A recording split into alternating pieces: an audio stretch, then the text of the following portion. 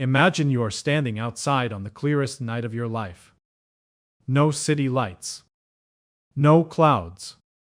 Just you, the ground beneath your feet, and above you. Everything. You look up, and you see a point of light.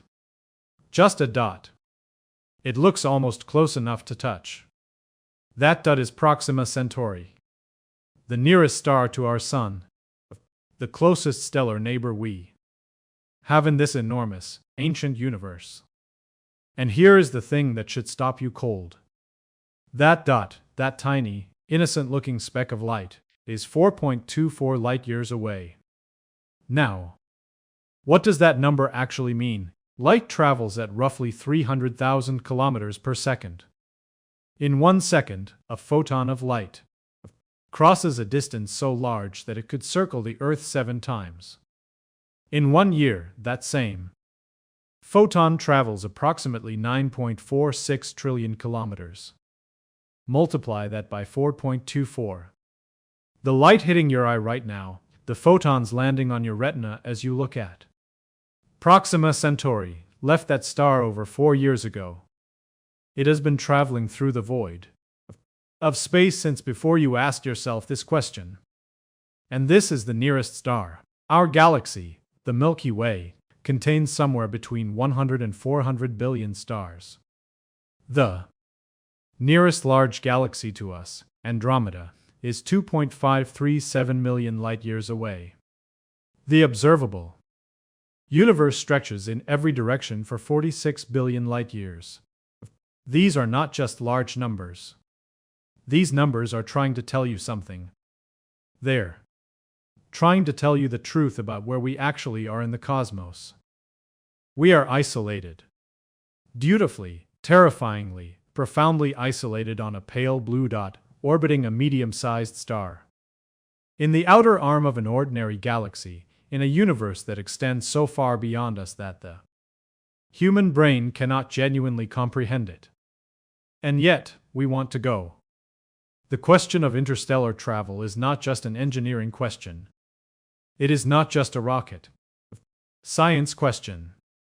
It is one of the most fundamental questions physics allows us to ask. Can a species born on one world ever truly reach another star? That is what we are here to find out. Let's start with what sounds like a simple question. How fast can we go? Because the answer to interstellar travel, in its most honest form, is a battle against speed, against time, against the merciless, indifferent arithmetic of distance. The fastest human-made object ever launched is the Parker Solar Probe. At its fastest point, skimming the sun's corona, it reaches speeds approaching 690,000 kilometers per hour. That is extraordinary. Nothing humans have ever built has moved faster. Now, let's do the calculation for Proxima Centauri. At 690,000 kilometers per hour, the journey to Proxima Centauri would take approximately 6,500 years. 6,500 years. That is longer than recorded human civilization. Longer than the pyramids of Giza have existed. If humans had launched that spacecraft at the founding of ancient Sumer, the first human civilization we know of, it still wouldn't have arrived yet. And Proxima Centauri is the nearest star. This is the core problem of interstellar travel. It is not lack of imagination. It is not lack of ambition. It is the sheer, almost violent scale of the universe pressing back against every plan we make. Now, a reasonable person might say, well, just go faster.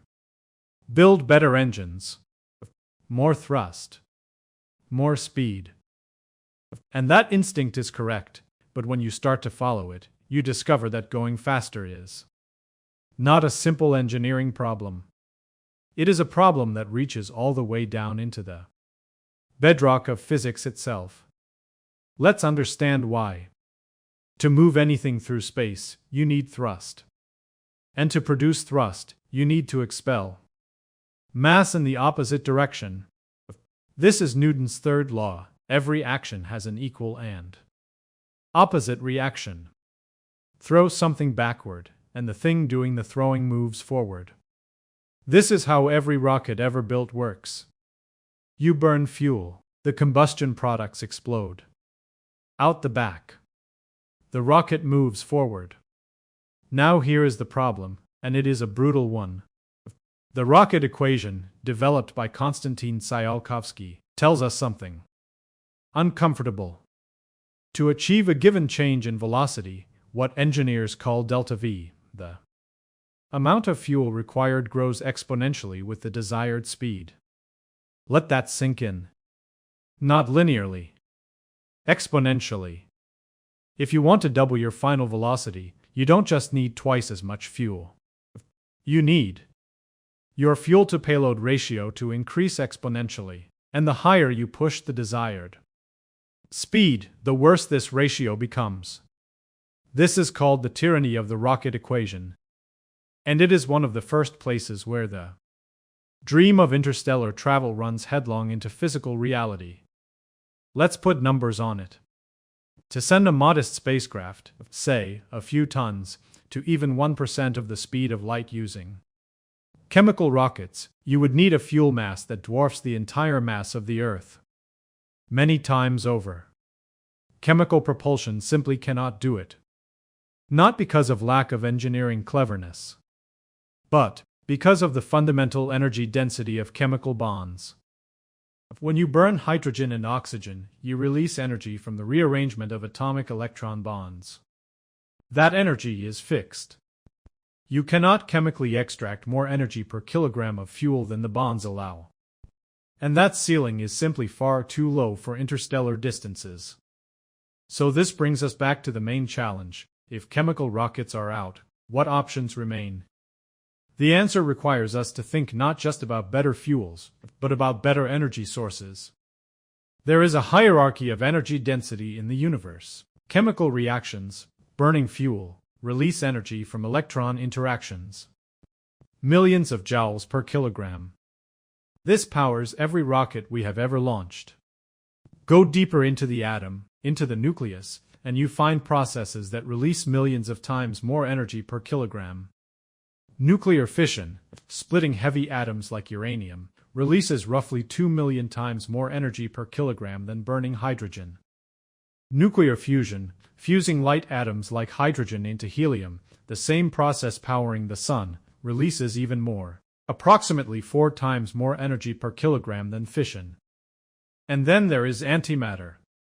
When matter and antimatter meet, they annihilate, converting 100% of their combined mass directly into energy according to Einstein's most famous equation, E = mc². Gram for gram, antimatter releases roughly 10 billion times more energy than chemical combustion. This is the energy ladder. And where you sit on that ladder determines whether interstellar travel is science fiction or science. Nuclear pulse propulsion is perhaps the most seriously studied concept from this ladder. The idea, developed in the late 1950s and early 1960s under a project called Orion, was breathtaking in its audacity. You detonate nuclear bombs behind a spacecraft. Rapid, successive nuclear explosions. A pusher plate absorbs the shock and converts it to thrust.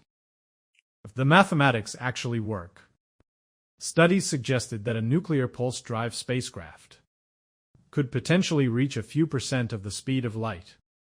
Still slow by interstellar standards, but a fundamentally different order of magnitude than chemical rockets. Nuclear fusion propulsion is even more promising theoretically. If we could sustain controlled nuclear fusion, something we have been attempting on Earth for decades, and use it as a rocket exhaust, projections suggest speeds up to 10 to 12% of the speed of light might be achievable. At 10% of light speed, Proxima Centauri is 42 years away. Not 6,500 years. 42 years. Still a human lifetime. Still a one-way journey for any crew. But now, we are in the territory where interstellar travel starts to feel less like mythology and more like engineering. And this brings us to a deeper question. A question that changes the entire nature of the Problem.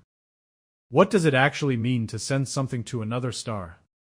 When most people imagine interstellar travel, they imagine people, human beings, strapped into a spacecraft, crossing the void between stars, arriving at another world. And there is something profound and important about that vision. It speaks to something deep in our nature, the explorer instinct, the need to be somewhere, not just observe it. But the physics creates a paradox here that is worth sitting with. A journey to Proxima Centauri, even at 10% of light speed, takes 42 years. A round trip is 84 years, minimum, not accounting for time in the destination system. That is longer than most human lifespans. And 10% of light speed requires fusion propulsion that we have not yet achieved. Most realistic near-term interstellar concepts operate at speeds far lower.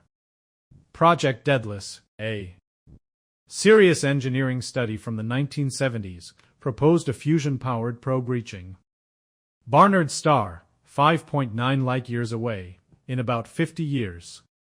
No crew. Just instruments. So if we want to send people, we face a set of branching choices, and each one leads somewhere extraordinary. Option 1, multi-generational ships. You don't solve the time problem. You accept it. You build a ship large enough for a community, hundreds or thousands of people, and you design it for the journey to take generations. The people who arrive at the destination are the great-grandchildren of the people who departed. This is not science fiction. It is a serious concept studied by engineers and biologists. But it requires solving problems of psychology, sociology, genetics, ecology, and engineering simultaneously, and maintaining all of those solutions for centuries. Option 2, hibernation or suspended animation. You solve the time problem by removing the crew from conscious experience during the journey. They sleep. They do not age, or age very slowly. They wake at the destination. We have nascent biological research in this direction. Deep hypothermia can slow metabolism significantly, but truly suspending a human being for decades without cellular damage is still beyond our current biology. Option 3, relativistic travel. Go fast enough, close enough to the speed of light, and time dilation kicks in. Einstein's special relativity tells us something remarkable. Time passes more slowly for an object moving close to light speed relative to a stationary observer. At 99% of light speed, the time dilation factor is approximately 7. A journey that takes 4.24 years from Earth's perspective takes only about 7 months for the crew. At 99.9999% of light speed, the time dilation factor is over 700. The crew could theoretically cross the galaxy in a human lifetime, from their perspective, even though thousands of years would pass on Earth. This is not speculation. Time dilation is a measured, confirmed physical phenomenon. GPS satellites must account for it. Particle accelerators observe it constantly in the behavior of muons. But, and this brings us back to the core problem, getting to 99% of light speed requires energy that staggers the imagination. Let us follow the physics honestly, because this is where things get genuinely remarkable. Einstein's special relativity does not just describe how time behaves at high speeds. It describes how mass and energy behave. As an object accelerates toward the speed of light, something strange happens. The object's relativistic mass, the effective mass that resists further acceleration, increases. Not just a little. Dramatically. The equation governing this is the Lorentz factor. At 10% of light speed, relativistic mass increases by about 0.5%. Negligible. At 50% of light speed, it increases by about 15%. At 90% by about 230%. At 99% by over 700%. What this means is that as you approach the speed of light, you need exponentially more energy to accelerate further. The last few percentage points toward light speed require nearly infinite energy. The speed of light itself is a physical asymptote. You can approach it arbitrarily closely. You cannot reach it. For a spacecraft with the mass of a modest interstellar probe, say 1,000 kilograms, accelerating to just 99% of light speed would require approximately 6 by 1020 joules of energy. That is roughly equivalent to the total energy output of the Sun for 1 second. For a crewed spacecraft, thousands of tons, the energy required increases proportionally, and the numbers become difficult to describe. This is the energy wall of interstellar travel. And it is not a wall that better engineering will simply demolish. It is written into the structure of spacetime itself. Now, this is exactly the place where creative physics starts to look for the doors in the wall. Because the speed of light limit applies to objects moving through space. What if, instead, we didn't move through space at all? What if space moved around us? A physicist named Miguel Alcubierre published a paper that sent a quiet tremor through theoretical physics. He was working with the mathematics of general relativity, Einstein's description of how mass and energy curve spacetime. And he found something that the equations permitted, a solution where a region of spacetime around a spacecraft could be contracted in front and expanded behind. The spacecraft would sit inside a stable bubble. The spacetime bubble moves. The spacecraft inside, from its own reference frame, barely moves at all. The ship isn't traveling through space at light speed or beyond. The space itself is moving. And general relativity does not impose a speed limit on the expansion or contraction of spacetime. The universe itself expanded far faster than light in the moments after the Big Bang. The Alcubierre drive, as it came to be called, is theoretically allowed by Einstein's equations. It does not violate special relativity. It is, as physicists say, a solution to the equations.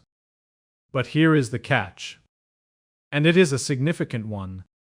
To create the Alcubierre warp bubble requires a form of energy called exotic matter. Matter with negative energy density. This is not antimatter. Antimatter still has positive energy. Exotic matter has negative energy. It pushes spacetime in the wrong direction, so to speak. Whether exotic matter can exist in sufficient quantities, whether it exists at all, remains an open question in physics. There are quantum mechanical effects, like the Casimir effect, that hint at negative energy density being physically real in some sense. But the amounts required for an Alcubierre drive are staggering. Early calculations suggested a mass energy equivalent to the mass of Jupiter in exotic matter. Later refinements by Harold White and others reduced the theoretical requirement dramatically through modified bubble geometries, but the required exotic matter is still far beyond anything we can produce or perhaps even conceive of producing. And yet, and this is what makes this entire line of inquiry worth following, the Alcubierre drive represents something important. It demonstrates that the speed of light asterisk as a cosmic speed limit for travel asterisk is not necessarily the final word. The structure of spacetime may contain loopholes that we haven't yet learned to use. So what does this mean for interstellar travel? It means the problem has at least two completely different layers. The engineering layer. Building better engines, solving the rocket equation, developing nuclear or antimatter propulsion. And the physics layer, understanding whether spacetime itself can be manipulated to enable travel that seems impossible from our current vantage point. Both are legitimate scientific directions. And both are being actively researched. Let's come back down to Earth for a moment, or at least back to the engineering layer. Because there is a concept that sits between pure near-term rocketry and speculative space-time physics, and it is one of the most elegant ideas in the history of space exploration. The photon sail. Light carries momentum. Not much. The pressure of sunlight on a square meter of surface is roughly 9 micronewtons. Extraordinarily small. But in space, there is no friction. A small, continuous force applied over years and decades adds up. Solar sails have already been tested. Small spacecraft like JAXA's Icaros have demonstrated the concept. But solar sails have a fundamental limitation: the sun's light weakens with distance. By the time a solar sail spacecraft reaches Jupiter, the solar pressure is 25 times weaker than at Earth's orbit. By the time it reaches the outer solar system, it is negligible. Now, what if instead of using sunlight, we used a directed, powerful laser beam? This is the concept behind the Breakthrough Starshot initiative, a serious, funded scientific project announced with genuine scientific credibility. The concept: build a ground-based laser array of extraordinary power, roughly 100 gigawatts. Aim it at a fleet of tiny spacecraft, gram-scale starships, carrying miniaturized cameras, sensors, and communication equipment attached to very thin sails, perhaps a few meters across. The laser pushes the sails for a few minutes at enormous acceleration, potentially thousands of Gs, because the craft is so light. The result: the spacecraft could, in theory, be accelerated to approximately 20% of the speed of light. At 20% of light speed, Proxima Centauri is about 21 years away. 21 years. Not a human generation. A career. A marriage. A child growing up. The technical challenges are immense. Keeping a laser focused on a sail across thousands of kilometers as the craft accelerates. Thermal management. Ensuring the sail doesn't degrade under the laser intensity. Miniaturizing every scientific instrument to fit in a gram-scale package. But, and this is the remarkable thing, none of these challenges violates any known physical law. They are engineering problems. Extremely hard engineering problems, but engineering problems nonetheless. Breakthrough Starshot is perhaps the most credible near-term proposal for a mission to another star system. And yet, even if it works perfectly, we're sending a chip. A tiny, almost weightless instrument package. No crew. No return journey. A one-way flyby that would take a few hours to pass through the Proxima Centauri system, collecting data and beaming it back at the speed of light for more than 4 years before it reaches us. Extraordinary. But just the first whisper of what interstellar travel could ultimately mean. Here is a question worth pausing on. What, fundamentally, do we want from interstellar travel? If the answer is understanding, scientific data, astronomical observations, knowledge of whether other worlds exist, whether life exists elsewhere, then small probes with instruments might suffice. Ultimately. But if the answer is presence, human beings actually being somewhere else, living on another world, creating a civilization beyond our home star, then we need something far more ambitious. And there is a third option that sits between these two. One that is almost philosophically vertiginous. Digital consciousness transfer. The idea is this: if consciousness, personality, memory, identity, is ultimately a pattern of information running on the hardware of a biological brain, then it might be possible to scan that pattern with sufficient resolution and transmit it as data at the speed of light. Data travels at the speed of light. Radio waves. Laser pulses. Photons carrying information. Instead of sending a person through space, fighting the rocket equation, fighting relativity, fighting time, you could transmit a person as information. Beam them at light speed to a receiver at the destination. Reconstruct them in a new substrate. Perhaps a biological body, grown from stored genetic code. Perhaps a synthetic body. Perhaps something entirely different. This is, admittedly, far beyond current science. We don't know if consciousness is reducible to information in the way this concept requires. We don't know if scanning a brain with sufficient fidelity is even theoretically possible without destroying it. The quantum no-cloning theorem raises deep questions here. We don't know if a reconstructed person is the same person or a copy. These are not just engineering questions. They are philosophical questions about the nature of identity and experience. But the fact that we can formulate this possibility at all, the fact that information genuinely does travel at the speed of light, and that biology is ultimately an information processing system, means it belongs in any honest conversation about interstellar travel. And it brings us back to the main thread. The problem of interstellar travel is, at its deepest level, a problem about the relationship between information, energy, and spacetime. You can move information at light speed. You cannot move mass at light speed. You can curve spacetime, but perhaps only with forms of energy we don't yet know how to produce. You can move through time differently by moving fast enough, but to move fast enough, you need energy densities that challenge the entire civilization producing them. Every path leads somewhere real and somewhere hard. Let's return to one of the most ancient and human versions of this problem. Not the fastest solution. Not the most exotic physics. But perhaps the most honest acknowledgement of what interstellar travel truly requires. A generation ship. The concept is simple in its logic, if not its execution.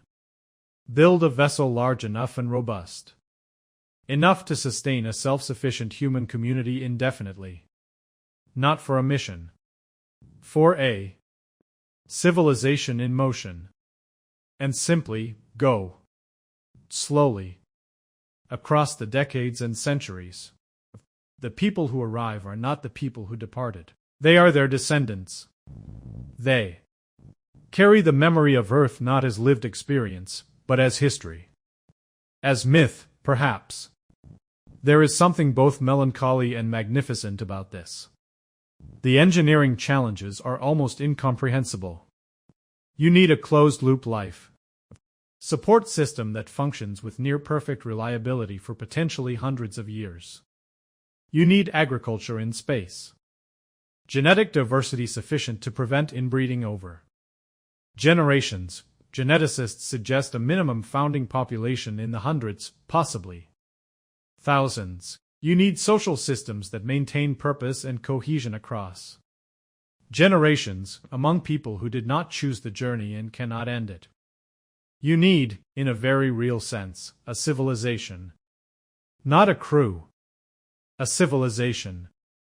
Some researchers have studied what they call the founding population problem, the minimum number of people required to maintain genetic health across an interstellar journey of several hundred years.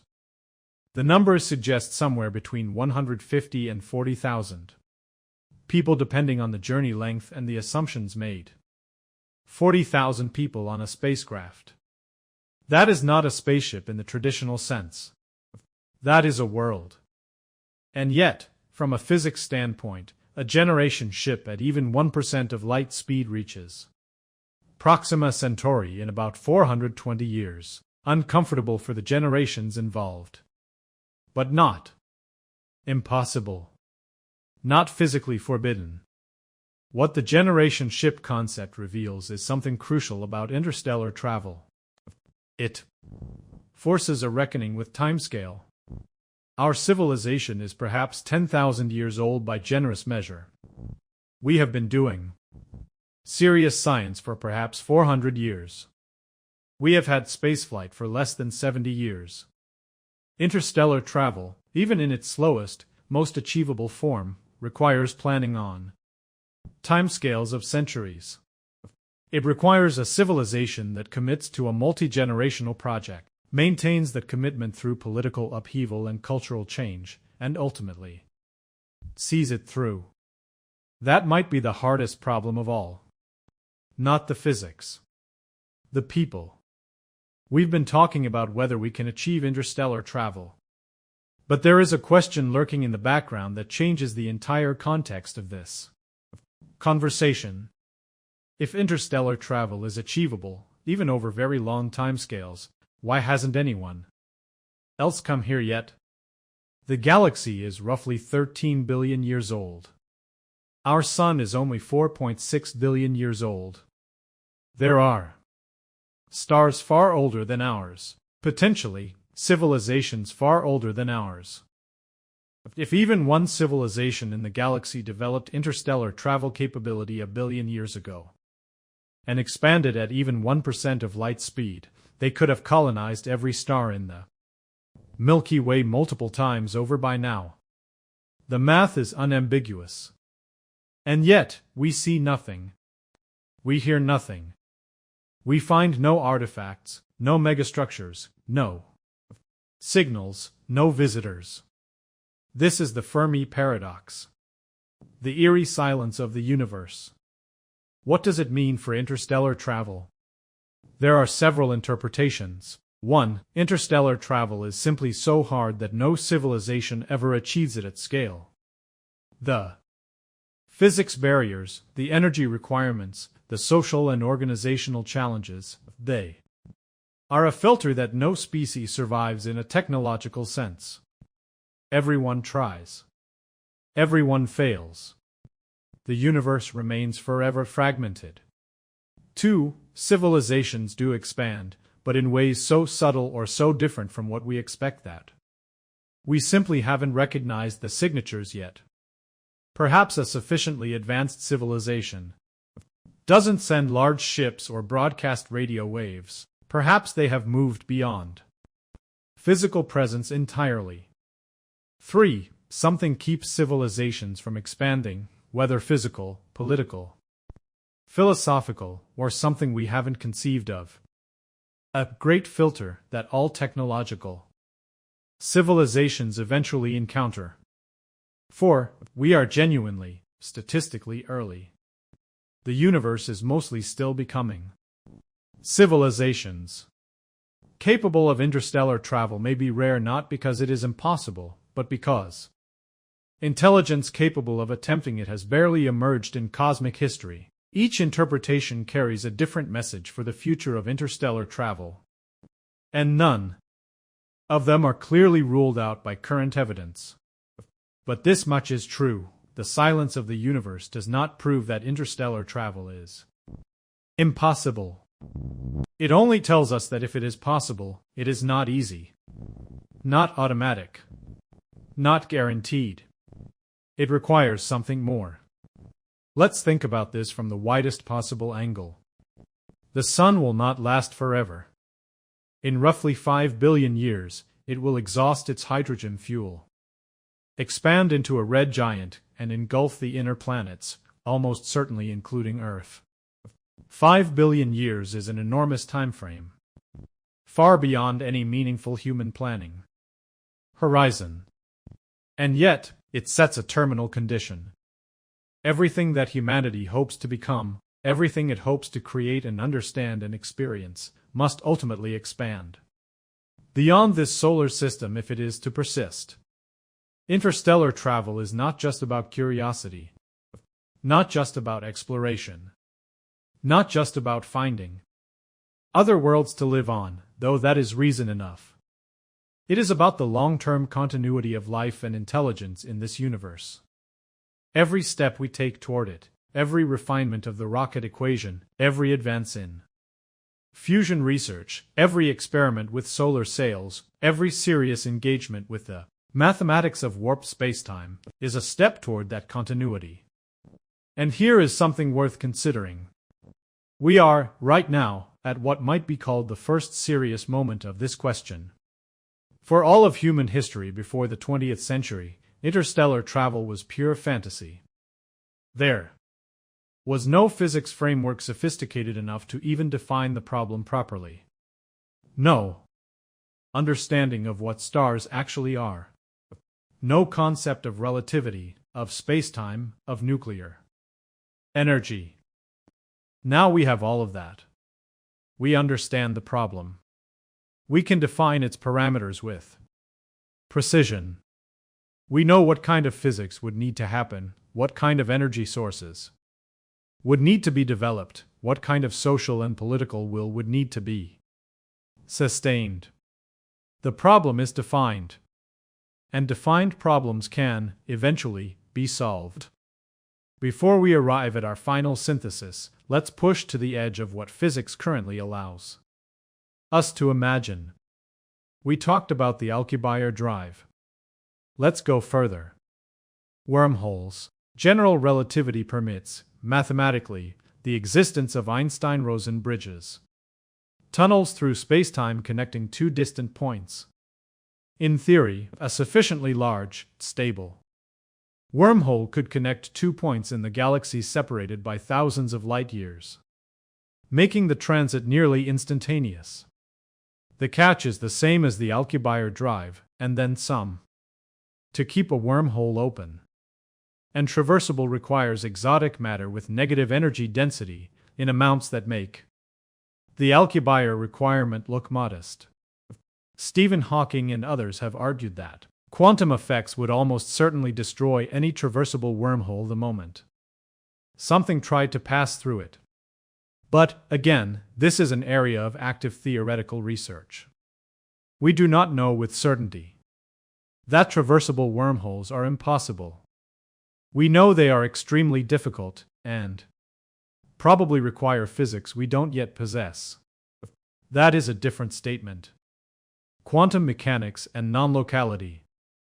There is another thread here, even more speculative but fascinating to consider.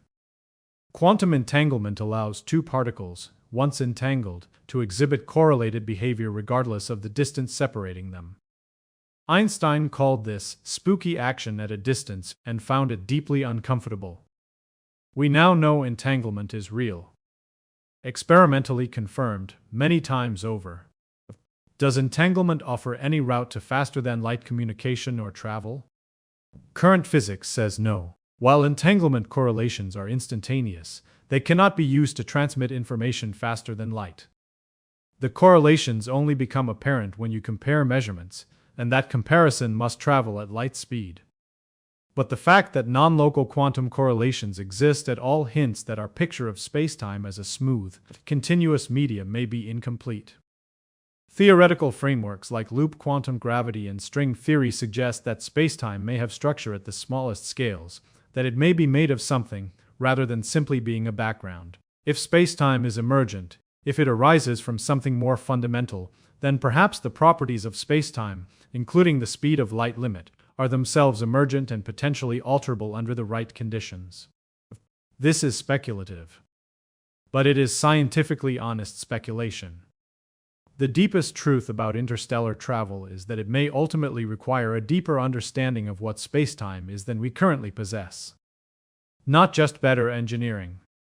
A more fundamental physics. And history suggests, when we develop that understanding, the consequences will be transformative in ways we cannot fully anticipate. So let's come back to where we started. That point of light in the night sky.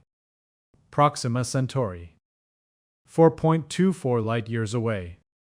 We've traveled a long way in this conversation. From the chemical rocket equation, through nuclear propulsion, through relativistic physics and time dilation, through the mathematics of warped spacetime and wormholes, through laser sails and gram-scale probes, through generation ships and the question of human identity in the deep future. And what does it all add up to? Interstellar travel is real. Not as a present capability, but as a genuinely defined, physically bounded challenge with multiple credible paths forward.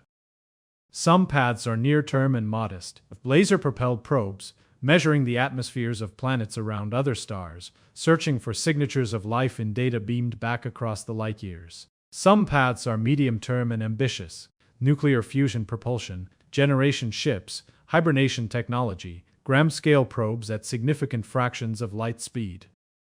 Some paths are long-term and civilizational, energy production at stellar scales, manipulation of spacetime geometry, forms of intelligence and consciousness we can barely imagine from our current vantage point. All of these paths require the same thing at their foundation: time, sustained commitment, and the willingness to think across generations. Here is perhaps the most important thing physics tells us about interstellar travel. It is not forbidden. The universe does not make it impossible. It makes it hard. Enormously, staggeringly, almost incomprehensibly hard. But hard is not impossible. Hard is an invitation. Every time in human history that a problem has seemed insurmountably hard, the mechanics of flight, the secrets of the atomic nucleus, the structure of DNA, the surface of other planets, we have eventually found a way through. Not by ignoring the difficulty, not by pretending it isn't there, but by taking it seriously, by doing the physics, by building the mathematics, by doing the work. The stars are not waiting for us. They don't care whether we come or not. The universe is entirely indifferent to our ambitions. But the ambition itself, the refusal to accept that this pale blue dot is the limit of what intelligence can reach, that ambition is one of the most extraordinary things in the known universe, because as far as we know, and this is something worth sitting with in silence for a moment, as far as we know, we are the universe becoming aware of itself. We are the mechanism by which this cosmos has begun to understand its own structure, to map its own dimensions, to ask questions about its own origins and ends. And the next step in that extraordinary process might be, when the physics allows it, when the will is sufficient, when the technology matures, to look at that point of light in the night sky and go, the distances between stars are not evidence that travel between them is impossible, only that it has not yet been done.